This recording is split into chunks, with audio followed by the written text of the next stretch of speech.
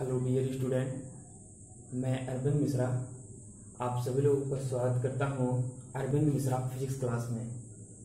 जैसा कि स्टूडेंट हम लोग ये जान रहे हैं कि क्लास 11 का ये दूसरा चैप्टर हम लोग यूनिट एंड डायमेंशन पढ़ रहे हैं, जिसमें इसके पहले 2 वीडियो हमने बना चुका है, अपलोड है, आप लोग उसको देख सकते हैं।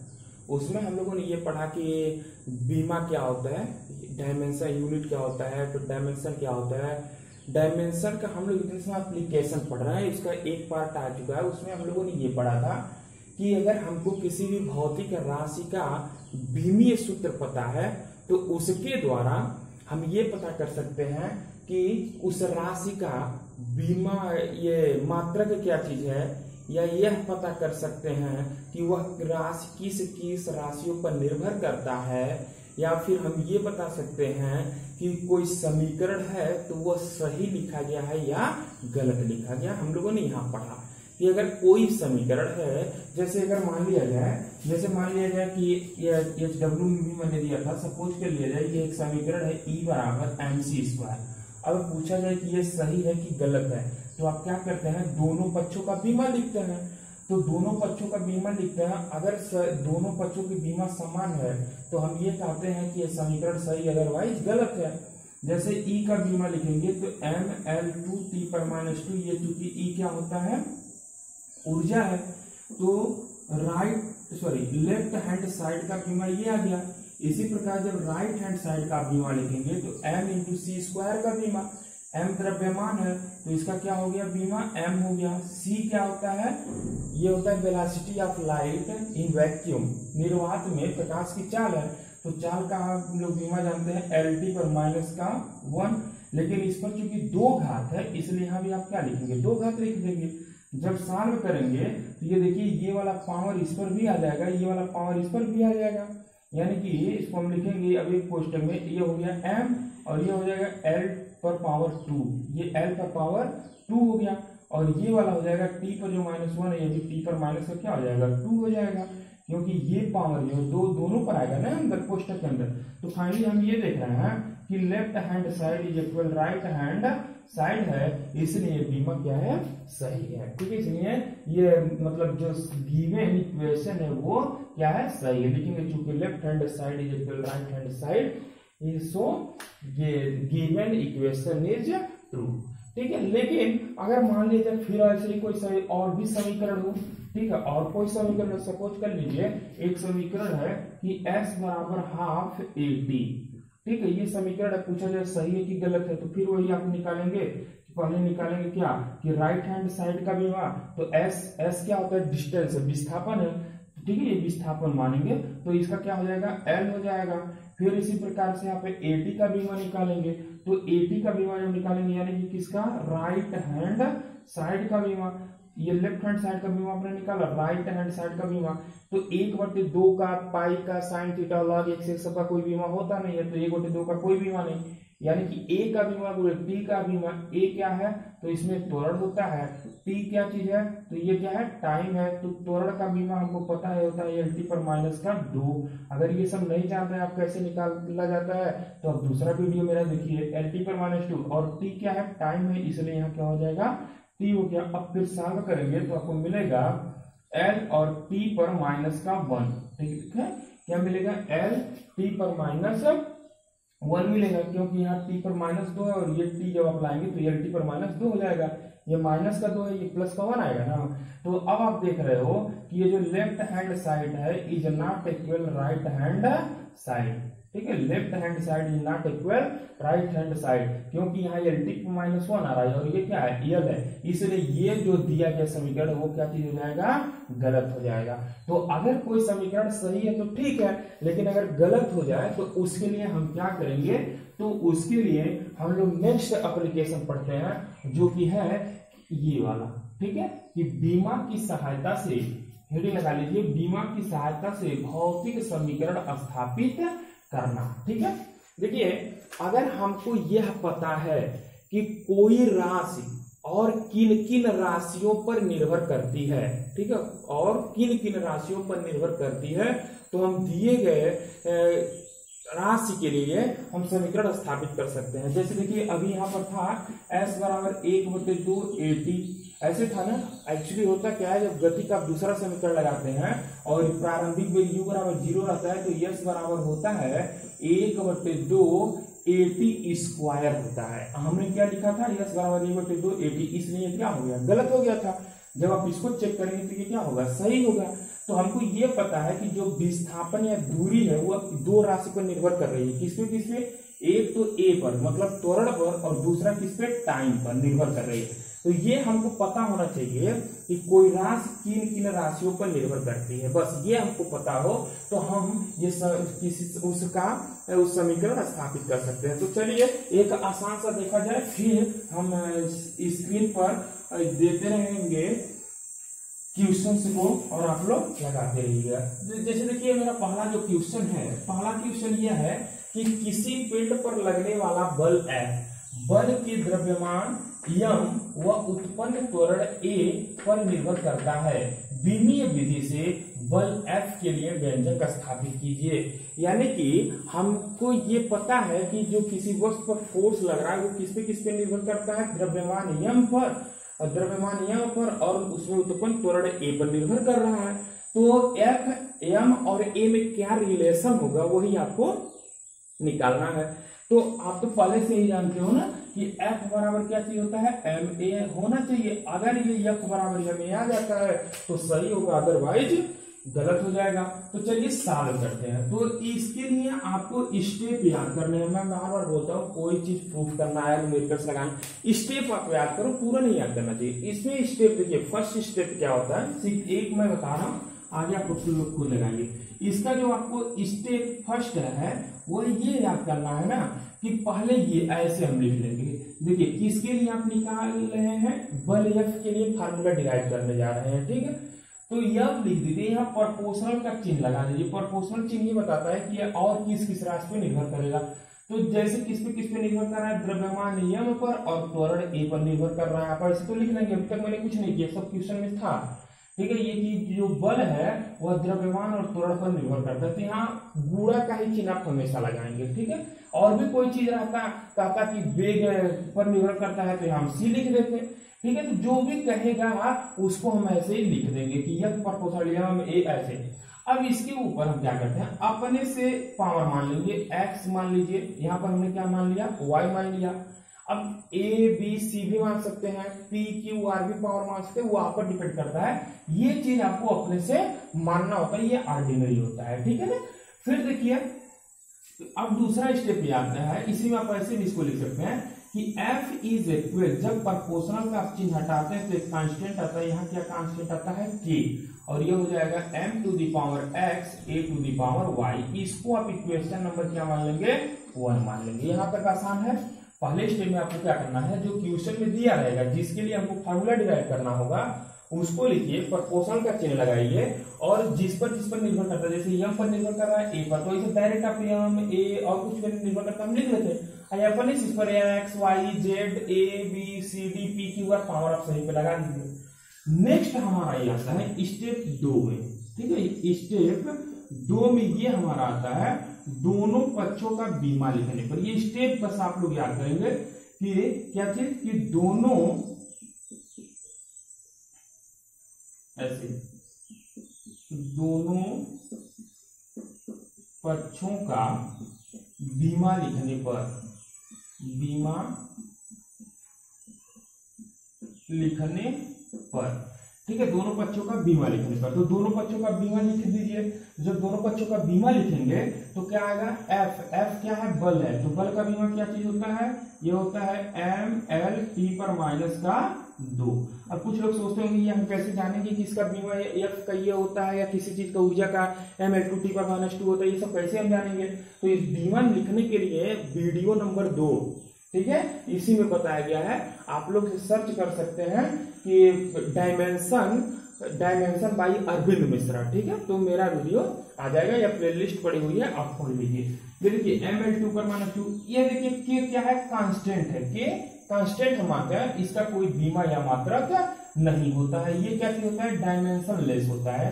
जो आप ये कांस्टेंट लाते हैं। अब यम का बीमा होगा, यम क्या है, द्रव्यमान है, तो ये हो गया एम और इस पर पावर क्या हो गया, एक्स हो गया।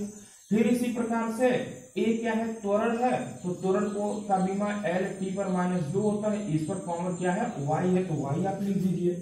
अब इसी को आप सॉल्व कर दीजिए, ये हो गया एम एल टू टी पर -2 और इधर देखिए सभी को इकट्ठा कर दीजिए। जब इकट्ठा करेंगे तो ये देखिए क्या हो जाएगा, ये हो जाएगा m पर पावर x, x इस पे आ गया, ये जो y होगा वह इस al पर भी आएगा और t पर भी आएगा। तो जब l पर आएगा तो ये हो जाएगा l to the power y और ये हो जाएगा t पर -2 पहले से और y का इसमें मल्टीप्लीकेशन कर दीजिए, ये हो गया। ठीक, ऐसे आप एक क्वेश्चन में पूरा बना लीजिए, मतलब m l t जितने भी हैं सबको इकट्ठा कर लीजिए। अब स्टेप 3 पर आइए। अब इसके बाद से आपको करना होगा स्टेप 3। स्टेप 3 में क्या करना है, स्टेप 3 में ये करना है कि घातों की तुलना करने पर, घातों की तुलना करने पर ठीक है, comparing of power of both side, दोनों पक्षों का धातु की तुलना करने पर। धातु की तुलना का मतलब ये देखिए, इधर ऐसे तुलना करते हैं, इधर पहले यम का करो, इधर से, चूंकि वेरिएबल क्वांटिटी इधर है इसलिए मैं इधर से कर रहा हूं। m पर पावर इधर कितना है, x है, m पर पावर किधर है, x है, और इधर m पर पावर कितना है, 1 है, m पर पावर 1, यानी कि x बराबर 1 हो गया। इसी तरह देखिए l पर पावर इधर क्या है, y है, और इधर l पर पावर कितना है, 1 है, इसलिए ये कितना हो गया, 1 हो गया। अब देखिए इधर जो t पर, अब तो y का मान फाइंड हो ही गया, अगर यहां से भी करोगे तो t पर इधर कितना है, माइनस का 2y है, और इधर क्या है, माइनस का 2 है, 2 से ये -2 कैंसिल, फिर y बराबर क्या, 1 आ गया। तो ऑलरेडी आपने x बराबर निकाला +1, y बराबर निकाला क्या, ये +1, तो इससे भी वही आया, कोई मतलब नहीं हमको। तो x देखिए रूल ये होता है कि जो अपने से आप मानते हो ये x y, उसी का वैल्यू आपको फाइंड करना होता है, ठीक है ना, यहां तक। अब देखिए नेक्स्ट जो होता है, ये हमको ये बराबर यम में लाना है। नेक्स्ट जो होता है वो अब यहां आप देखेंगे। अब नेक्स्ट स्टेप जो 4 है, ठीक है, स्टेप कितना 4 है, उसमें हम क्या करते हैं कि लिखते हैं x व y का मान समीकरण 1 में रखने पर।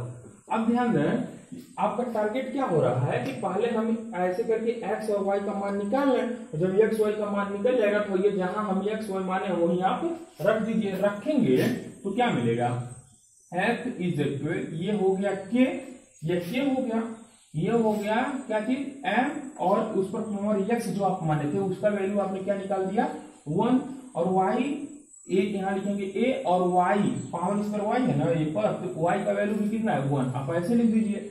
या दोनों का चूंकि पावर 1 1 है तो लिखे या न लिखे, तो f बराबर फाइनली क्या आ गया, k बराबर ma आ गया, ठीक है, k बराबर क्या आ गया, ma आ गया।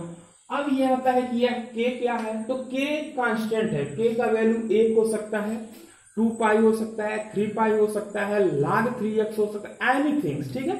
ये तो वह डिपेंड करेगा आगे, जैसे जैसे मान लीजिए इसमें हम ये लिखेंगे कि प्रयोगों द्वारा ज्ञात है, प्रयोगों के आधार पर या प्रयोगों द्वारा जो k का वैल्यू हमको मिलता है, यहाँ के लिए क्या मिलता है, 1 मिलता है, इसलिए k का वैल्यू 1 रख देंगे तो यह बराबर क्या हो गया, ma हो गया। यही तो यह बराबर यह सूत्र होता है, ठीक है, जो कि हमने बीमी विधि की सहायता से स्थापित कर दिया।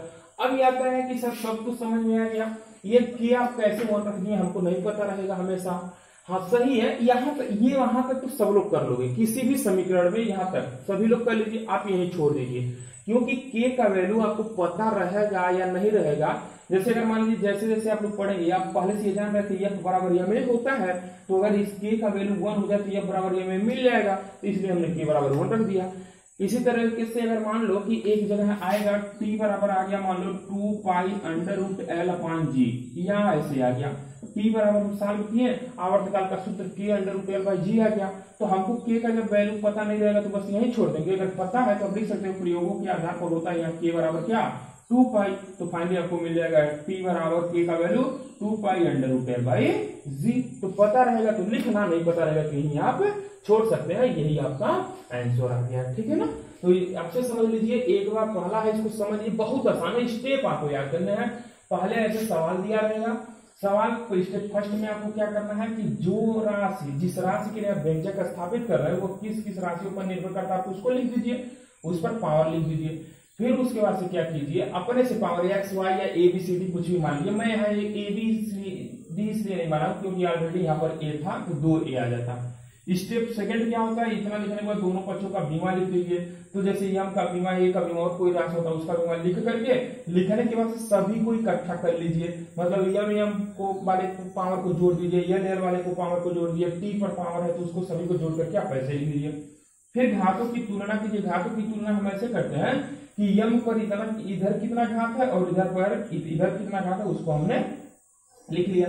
फिर फाइनली इस तरीके से जब हमको x और y का मान यहाँ से घातों की तुलना से फाइंड हो जाता है तो चौथा स्टेप आप ये आता है कि आप क्या करेंगे कि उसका मान इस समीकरण 1 में रख देंगे। रखने के बाद से ये k भर आपका बचता है, यही आपका आंसर, यही छोड़ सकते हैं, ठीक है, यही आपका क्या हो गया, आंसर हो गया। लेकिन अगर आप थोड़ा सा जानते हैं कि k बराबर 1 होता है तो आप लिखिए, अदरवाइज यही आप आंसर छोड़ दीजिए, ठीक है। तो चलिए दूसरा क्वेश्चन लगाते हैं, ठीक है, इसको जल्दी नोट कीजिए, फिर दूसरा लगाया।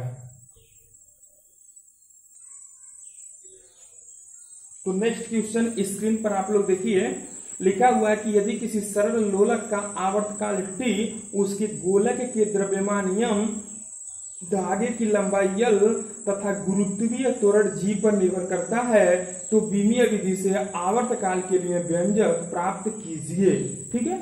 तो क्वेश्चन को पढ़िए, तो ये इसको सॉल्व करेंगे। तो पहले देखो क्या क्या दिया है, ठीक है। तो दिया है आवर्तकाल के लिए हमको व्यंजक स्थापित करना है और कह रहा है किस किस चीज पर निर्भर करता है, तो प्रपोर्शनल लगा दीजिए, किस पे निर्भर करता है। तो दिया हुआ है कि गोलक के द्रव्यमान m, धागे की लंबाई L तथा गुरुत्वीय त्वरण G पर, यानी कि m पर और किस पे, L पर और किस पर, G पर डिपेंड करता है।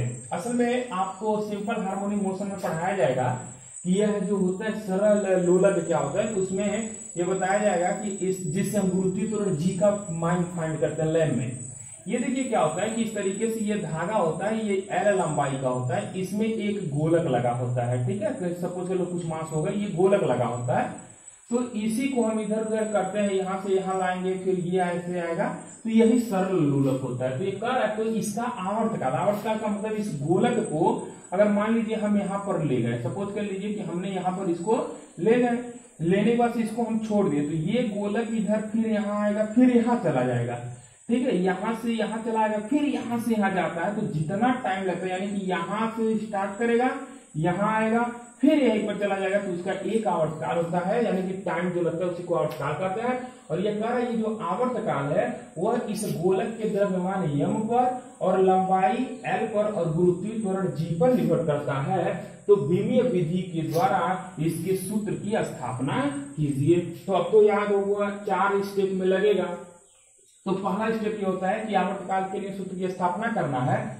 यह m पर निर्भर करता है, L पर निर्भर करता है और G पर निर्भर करता है, वो गिवन है। फिर क्या हम मान लेते हैं, T बराबर एक अपने से कांस्टेंट लगा करके M L G। एक चीज यहाँ देखिए, हम लिखेंगे x y और यहाँ क्या लिख दे रहे हैं z, ठीक है, x y z लिख दे रहे हैं, आप a b c d मान सकते हैं। अब चलिए देखिए, यहाँ भी x हो जाएगा, y हो जाएगा और क्या z हो गया। इसको हम समीकरण नंबर क्या मान लेंगे, 1। अब नेक्स्ट स्टेप क्या चीज होता है, स्टेप फर्स्ट हमारा क्या चीज आता है, दोनों पक्षों का बीमा लिखने पर, ठीक है। यहाँ लिखेंगे कि दोनों पक्षों का बीमा लिखने पर, तो बीमा लिखिए। तो t क्या है, आवर्तकाल मतलब समय है ना, तो इसका बीमा क्या चीज हो जाएगा, t हो गया। फिर देखिए k का कोई बीमा मात्रक नहीं होता है, हमेशा नहीं होगा, क्योंकि यह एक क्या होता है नियतांक है, m द्रव्यमान है, तो इसका बीमा क्या हो गया m। इस पर पावर x है तो आप यहाँ पर पावर x लिखेंगे। L क्या चीज है, लेंथ है, लेंथ का डायमेंशन L होता है, लेकिन इस पर पावर y है तो y हमने लिख दिया। G क्या चीज होता है, ग्रेविटेशनल एक्सेलरेशन होता है, जिसका बीमीय सूत्र क्या होता है, LT पर -2 होता है, हमने लिख दिया, इस पर पावर z लगा दिया। अब क्या है कि सभी को इकट्ठा कर दीजिए, यम यल जितने भी हैं। तो देखो m है, यहाँ यम पर और कहीं तो यम है नहीं, तो यम पर पावर x आ गया। अब यल देखो इसमें भी है और इसमें भी है, तो l पर ये जब कोष्टक को हटाओगे तो ये y l पे आ जाएगा, तो ये हो गया y। साथ ही साथ ये z भी इस यल पर जब आएगा तो इसके साथ जुड़ जाएगा, y प्लस क्या हो जाएगा z हो जाएगा जब गुणा करोगे। समझ में आ रहा है? जैसे ये y इस पर आएगा और ये z इस वाले यल पे आएगा, जब इन दोनों का गुणा करोगे तो घात यानी कि y और ये z ऐड हो जाएगा। अब t करो तो t पर माइनस का क्या हो जाएगा 2 और ये हो गया z। ठीक है, ये t। तो ये आपने निकाला। नेक्स्ट स्टेप क्या चाहिए होता है कि घातों की तुलना करने पर, दोनों पक्षों से घातों की तुलना करने पर, तो घातों की तुलना कर दीजिए। तो जब घातों की तुलना करेंगे तो देखिए आपको क्या मिलेगा। आपको एक तो ये हो जाएगा कि इधर यम पर पावर क्या है x है, यम पर पावर क्या है x, और इधर यम है नहीं। देखो इधर अगर नहीं है ना तो आप इसको चाहो तो ऐसे भी लिख सकते हो कि m l t लिख दो और इस पर पावर 1, इस पर पावर 0, इस पर पावर 0। आप चाहें तो ऐसे भी लिख सकते हैं। ठीक है, या तो आप t लिखो, t का मतलब ये होगा यम और यल नहीं है, और यम यल नहीं है तो यम पर पावर 0, यल पर पावर 0, t पर, ऐसे भी आप लिख सकते हैं, कोई प्रॉब्लम नहीं होता। या ऐसे भी कर सकते हो कि जो चीज इस पे नहीं रहेगा उसके बराबर 0, तो x बराबर क्या हो गया 0। फिर देखिए ये y प्लस z है, इधर क्या है यल पर पावर y प्लस z है, और इधर यल पर पावर क्या है 0 है। ठीक है, तो इसके बराबर 0। भाई इसमें देखो यल नहीं ना है तो यल पर हम 0 मान लेते हैं। ठीक है, तो ये 0 हो गया। अच्छा, इसको आप समीकरण नंबर 1 मान सकते हो। फिर देखो इसी प्रकार इधर t पर क्या है -2z है, इधर t पर पावर क्या है माइनस का 2z है, और इधर t पर पावर क्या है 1 है, इधर t पर पावर क्या है 1 है, जहां कोई पावर नहीं रहता 1 मानते हो 1 है। अच्छा एक बात बताओ, यहाँ हम चाहें तो z का वैल्यू निकाल सकते हैं माइनस का 1/2 लिख सकते हैं ना, क्योंकि ये माइनस उधर कर दीजिए, z का वैल्यू निकालना है तो 1 2 नीचे चला गया। अब अगर z का वैल्यू हम -1/2 फाइंड कर लिए हो, ठीक ना, तो हम इस समीकरण में हम लिख सकते हैं y प्लस z का मान कितना है -1/2 बराबर 0। बोलो सही है, z का मान हमने यहाँ से z का मान हमने समीकरण 1 में रख दिया। ऐसे लिख सकते हो 1 में z बराबर -1/2 रखने पर, तो ये हो गया। यानी कि जब आप y बराबर निकालोगे तो -1/2 इधर है, उधर जाएगा तो प्लस का क्या हो जाएगा 1/2। तो इस तरीके से हमने क्या किया कि x y और z का वैल्यू निकाल लिया। अब देखिए ये जो समीकरण है ना, एक समीकरण दो के भी समीकरण भी बन सकते हैं जो कि आपको फाइंड करना होगा। ठीक है ना, ये हो गया। फिर देखिए नेक्स्ट क्या चीज आता है, फिर अब क्या है कि हम लिखते हैं कि समीकरण 1 में x y व z का मान रखने पर x y z का जब मान रखेंगे तो क्या क्या मिलेगा। यहाँ से देखिए ये हो गया t बराबर k और क्या क्या है m l z है, m पर पावर x का वैल्यू क्या 0, l है l का वैल्यू ये देखो y का वैल्यू 1/2 है तो l पर पावर y 1/2 हो गया, और दूर लिख देते हैं g है, तो g का पर जो मान आएगा वो 1/2 आ जाएगा, क्योंकि g पर पावर कितना है z और z का मान कितना है -1/2। सो हमने किया, इसको हम ऐसे भी लिख पाएंगे p इज इक्वल के m पर पावर 0 का मान 1 होता है। ठीक है ना, m पर पावर 0 का मान 1 होता है, हम छोड़ दे रहे हैं, यानी कि हो जाएगा l पर पावर 1/2, और ये जो g पर -1/2 है ना, इसको हम नीचे लाएंगे तो g पर यह भी प्लस का 1/2 हो जाएगा। भाई पावर को या किसी राशि को जब हम अंश से हर में या हर से अंश में लाते हैं तो उसका जो पावर होता है उसका साइन चेंज हो जाता है, तो यहाँ -1/2 है, जब इसको नीचे लाओगे तो प्लस का 1/2 हो गया। या t बराबर हो जाएगा कि हम चाहें तो इसको ऐसे भी लिख सकते हैं कि √में l/z।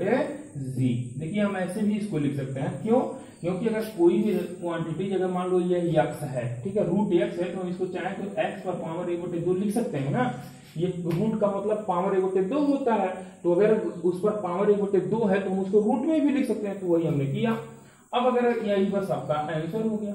ठीक है ना, अब आता है सर k बराबर क्या रखेंगे, तो अगर आप पहले पढ़ चुके हैं, आपको पता है, तो आप लिखिए। ठीक है, तो क्या लिखेंगे लिखेंगे प्रयोगों के आधार पर जो k का मान होता है वो क्या होता है 2 पाई। अगर पता है तो 2 पाई लिखिए, अदरवाइज बस ये इसको छोड़ दीजिए 2 पाई। तो ये क्या हो जाएगा t बराबर 2 pi under root L by G हो जाएगा। ठीक है, t बराबर 2 pi under root L upon G हो गया, यही आपका आंसर है। ठीक है ना, तो इसको नोट करें। और भी एक चीज सीखा कि अब यहां से हम फाइनली ये देख रहे हैं कि जो हमने इसका फार्मूला डिराइव किया उसमें कहीं यम नहीं है। शुरू में यम था, वो कार्य यम पर निर्भर करता है, लेकिन हमने लास्ट में देखा कि टी वाले फार्मूले में कहीं यम है नहीं है। इसका मतलब ये हुआ कि सरल लोलक का जो आवर्त काल होता है वह द्रव्यमान m पर निर्भर नहीं करता है। तो छोटा गोलक लीजिए या बड़ा गोलक लीजिए, आवर्त काल उसका उतना ही आएगा। बीमा जो होता है बच्चों, एक चीज और भी हम लोगों को बताता है कि वह कोई राशि किस किस राशि पर निर्भर करता है, यह भी हमको बताता है। जैसे देखिए अभी यहां से तो क्लियर ही है। जैसे देखिए ये अगर मान लिया जाए कि यह कोई चीज है, एफ का जो बीमा होता है वो MLT पर -2 होता है। एफ का बीमा क्या होता है MLT पर -2 होता है। तो ये हमको ये बताता है, ये बीमीय सूत्र हमको ये बताएगा, ये जो एफ है वह किस पर डिपेंड करता है, द्रव्यमान पर डिपेंड करता है, लंबाई मतलब दूरी पर डिपेंड करता है, समय का मतलब टी पर निर्भर करता है। ठीक है, यानी कि समय पर निर्भर करता है। तो ये भी हम लोगों को एक इंफॉर्मेशन हम मिल जाता है। ठीक है ना, तो नेक्स्ट इसको नोट कर लीजिए, फिर नेक्स्ट देखा जाए।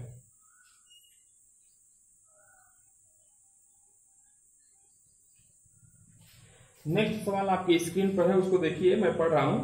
लिखा हुआ है कि सरल आवर्त गति से दोलन करने वाले पिंड की ऊर्जा E उसके द्रव्यमान m, आवृत्ति n तथा दोलन आयाम a पर निर्भर करता है। बीमीय विश्लेषण विधि द्वारा सिद्ध कीजिए कि E प्रोपोर्शनल mn2a², यानी कि कह रहा है कि सिद्ध करो कि E प्रोपोर्शनल m n पर पावर 2 और a पर पावर 2, यही हमको प्रूफ करना है।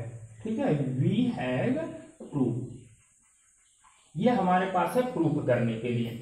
ठीक है, कोई बात नहीं है। अब तो आप समझ गए ना, बहुत सारे ऐसे क्वेश्चंस बनेंगे जो आप पढ़ जानते हो, अभी जो नहीं जानते हो अभी, तो कोई घबराने की बात नहीं है। आप बढ़िया से एक दो प्रैक्टिस कीजिए, प्रॉब्लम होती है कमेंट बॉक्स में कमेंट कीजिए, फिर से बताया जाएगा। कोई क्वेश्चन है उसको भी आप लोग कमेंट बॉक्स में अगर सेंड कर पाए सेंड कीजिए। ये देखिए E प्रोपोर्शनल mn2a पर 2, ये आपको प्रूफ करना है। ठीक है, तो बहुत आसान है, करना कुछ नहीं है, आप घबराना नहीं है। देखिए क्या करना है कि यह कह रहा है कि सॉल्व कीजिए। पहले सॉल्व में कह रहा है कि जो ऊर्जा है, आप लोग क्वेश्चन को पढ़ लीजिएगा, ऊर्जा जो E है, देखिए क्वेश्चन को वीडियो को पॉज करके भी आप लोग पढ़ सकते हैं, वीडियो को डाउनलोड कर लीजिए, आराम से 2 बार 3 बार पढ़िए, समझ में आएगा। ठीक है, तो चलिए हम स्टार्ट करते हैं। कह रहा है कि E जो है वो किस पे निर्भर करता है, द्रव्यमान पर और आवृत्ति n पर और किस पे, आयाम a पर। ऐसे आप लिख लीजिए पहला स्टेप। अच्छा, अब क्या करेंगे, इस पर हम लोग पावर अपने से मान लेते हैं, ये x हो गया, ये y हो गया और ये क्या हो जाता है z, हम अपने से मानते हैं। फिर क्या होता है, यह आप लिख सकते हो लेट माना। ठीक है, यह E प्रोपोर्शनल का चिन्ह हटाते हो तो क्या आता है, एक कांस्टेंट आता है, यहाँ कांस्टेंट हमने m लिया, m पर x हो गया, ईटा पर क्या हो गया y और a पर पावर z हो गया। इक्वेशन नंबर आप क्या मान लो फर्स्ट। फिर आपका स्टेप 2 क्या होता है, स्टेप 2 होता है कि दोनों पक्षों का बीमा लिखने पर। ठीक है, अब हम शॉर्टकट में लिख रहे हैं, आप पूरा लिखिएगा, बीमा लिखने पर। तो बीमा लिख दो बाबू। तो ई क्या है वो देगा ना, क्वेश्चन में तो ये दे ही रहा है ना कि क्या कौन सी राशि क्या है, तो उसका बीमा आप लिखिए। अगर नहीं तो किताब से या कॉपी से नोट से देख भी सकते हैं, नहीं तो हालांकि बीमा निकालने का मैंने तो तरीका भी बता दिया। अब देखो बीमा लिखने पर ई क्या है, ऊर्जा है, तो ऊर्जा का बीमा क्या होता है, ml2t पर -2 होता है। कोई भी ऊर्जा होगा, स्थिति ऊर्जा, गतिज ऊर्जा, तो उसका क्या होगा, ml2t पर -2। जो कार्य का बीमा होता है वही ऊर्जा का बीमा होता है, वही बलागुण का बीमा होता है। अब के का कोई बीमा नहीं होता, कांस्टेंट है, आप जान रहे हो। यह एम क्या है, द्रव्यमान है, तो इसका बीमा m, लेकिन इस पर पावर लगाना मत भूलिएगा, क्या x।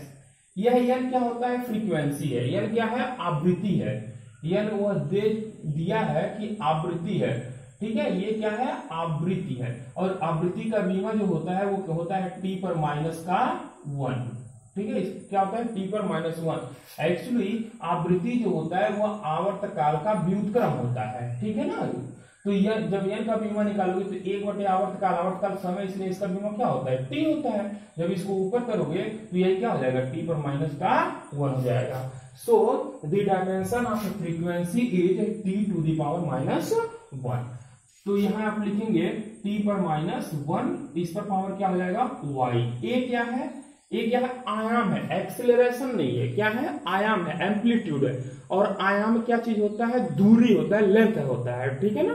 तो आयाम जो है एक दूरी है तो उसका बीमा क्या हो जाएगा l, और इस पर पावर आप क्या लगा देंगे z। बात समझ में आ रहा है। यहाँ देखना एक क्या चीज है, आयाम दिया है ट्यूशन में, और आयाम का मतलब दूरी है। मैं बताया था लंबाई, चौड़ाई, ऊंचाई, नीचाई, आयाम, तरंगदैर्ध्य, रेडियस, चाप, ठीक है, ये जितने भी होते हैं सभी दूरी होता है, सबका बीमा एक ही होता है, वो क्या होता है l होता है।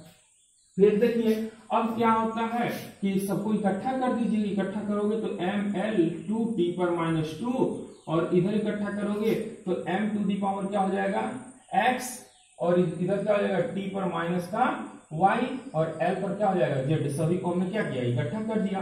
अब क्या करते हो, घातों की तुलना करने पर, घातों की तुलना करने पर, तो घातों की तुलना कर दीजिए। घातों की तुलना, इधर देखो m पर पावर क्या है x है, और इधर m पर पावर 1 है, यानी कि x बराबर 1 आ गया। इधर t पर पावर क्या है -y है, और इधर t पर पावर क्या चीज है 2 है। इधर देखो सॉरी कोई बात नहीं, ये देखो ये mt लिखो या l लिखो उससे फर्क नहीं पड़ता, आप इसको ऐसे भी लिख सकते हो कि m to the power x, l पर पावर z, और t पर पावर -y, तो उसका फर्क नहीं पड़ता, आप इधर उधर लिख सकते हो, कोई प्रॉब्लम नहीं। तो -y, ठीक है, ये t पर -y है, इसके बराबर क्या है 2। चलो सही लिखते हैं, कोई दिक्कत नहीं। अब देखो यहाँ से आ जाओ, l पर इधर कितना है z है, ठीक है, और इधर l पर कितना है 2 है, तो यहाँ आपने 2 लिख दिया। फिर देखो सही है क्या, हाँ ठीक है। t देखो, t पर इधर कितना पावर है माइनस का y है, और इधर t पर पावर कितना है माइनस का 2 है, सो आपने -2 लिखा, यानी कि y बराबर कितना आ गया 2। तो आपने x बराबर निकाला 1 आ गया, y बराबर 2, और z बराबर क्या आ गया 2 आ गया। अब क्या लिखते हो, नेक्स्ट क्या चीज होता है, समीकरण 1 में x, y व z का मान रखने पर रख दो, तो E इज इक्वल के, ये देखो m है, n है, a है, m पर पावर क्या है x है, और x का वैल्यू आपने निकाला कितना 1। n पर पावर क्या है y, और y का वैल्यू आपने कितना निकाला 2। a पर पावर क्या है z, और z का वैल्यू कितना निकाला 2। आप यहाँ 2 कर दो, यानी कि फाइनली आ गया कि E बराबर के m n 2 और a पर 2 आ गया। बस आपका ये प्रूफ हो गया। अब वो कह रहा है कि इसको प्रूफ करो, तो करना क्या है, ये हो जाएगा, यहां से देख लो, यहां से चलो ये देखते हैं, ये हो जाएगा E, और एक बराबर का चिन्ह हटा दो तो एक कांस्टेंट हट जाएगा और प्रोपोर्शनल आ जाएगा। जैसे यहाँ ये वाला देखो, के को हटाओगे तो ये वाला आ गया, और इस पर क्या चीज आ जाएगा m n पर पावर 2 a पर पावर 2। यही हमको प्रूफ करना था, तो हमने प्रूफ कर दिया, ठीक है। इसको करिए। अब नेक्स्ट देखिए,